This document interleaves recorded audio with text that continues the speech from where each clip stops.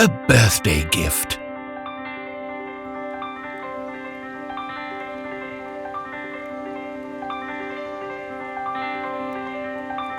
Great fun at Rumblers of Bears!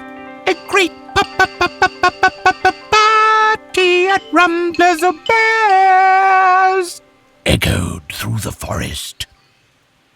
Mrs. Blue Jay loved noise. She loved parties even more, and she simply adored noisy parties. This afternoon at Rumblers, Spiky, she called out to the hedgehog.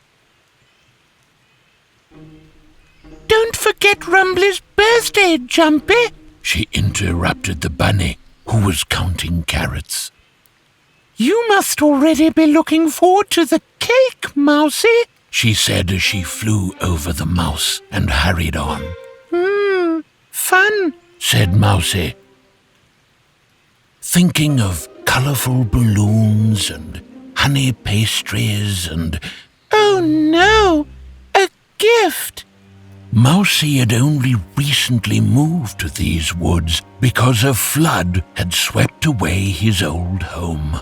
His new home was small and nice, but he didn't have anything suitable for a gift. The blue jay would surely bring something precious from her nest, he thought, something shiny and glittering. And Spiky the hedgehog would probably sew something, and Tress the squirrel would probably bake something. Only he, the little mouse, had nothing. Should he even go to the party at all? It would be embarrassing to arrive empty-handed. He would certainly be the only one there without a gift. Perhaps, he thought, he should lie and say that he was sick. He picked up an old leaf to write down some ideas, if any were to come to mind.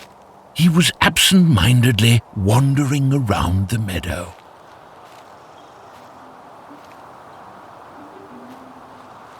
For a long time, he wandered until he was disturbed by a loud rumble.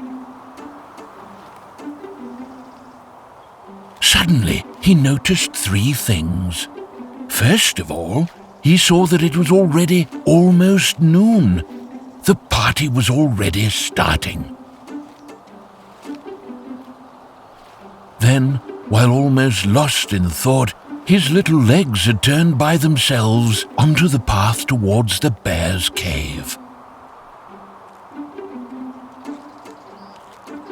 And finally, of course, he remembered that he was still without a gift. He sighed as he approached. The wren family was happily singing, and most of the lively guests were already dancing around in the meadow in front of Rumbler's cave. The air was filled with the smell of honey and choco strawberry. But the bear was staring up at the sky with concern in front of the entrance. For good reason, too. The guests had just barely gotten together, and it was already thundering.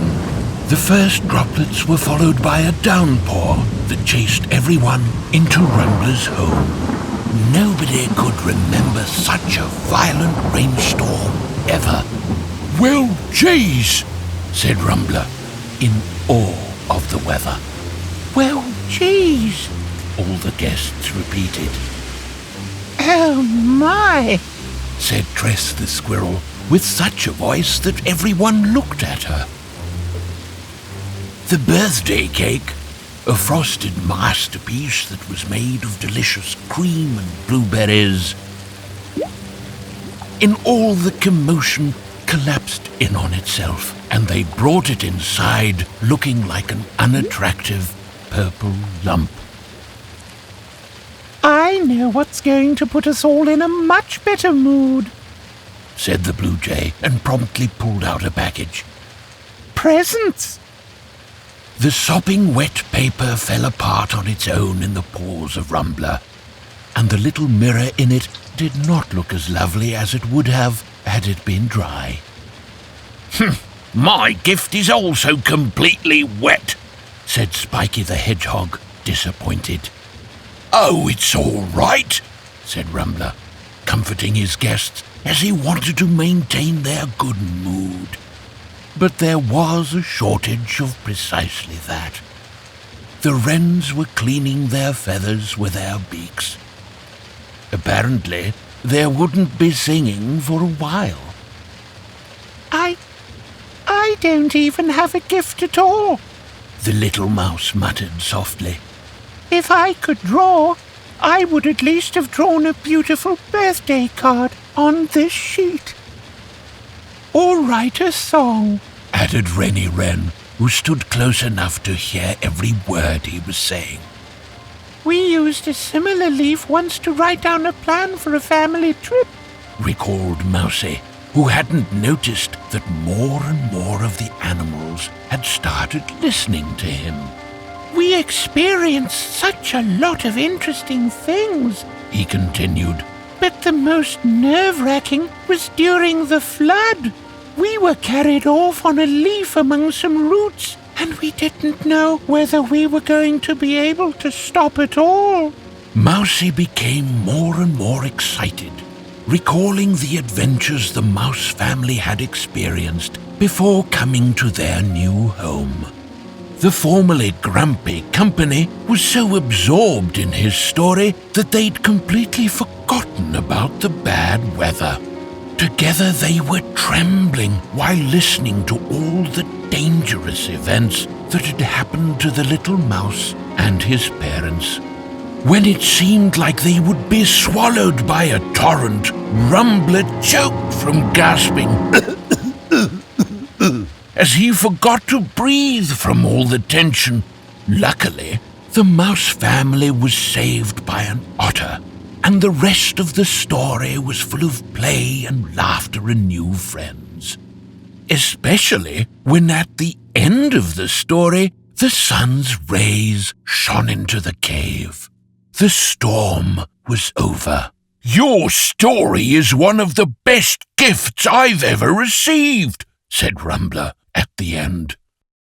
Shall we go outside and have fun now that the rain has stopped? Tress the squirrel prepared delicious blueberry balls from the lump, and a rainbow spread across the meadow. Mousie the mouse was dreamingly looking at the leaf he'd been holding onto all this time. So I didn't actually come without a gift, he thought, and happily joined the animals who'd all started dancing. The fun was really starting now. Woohoo!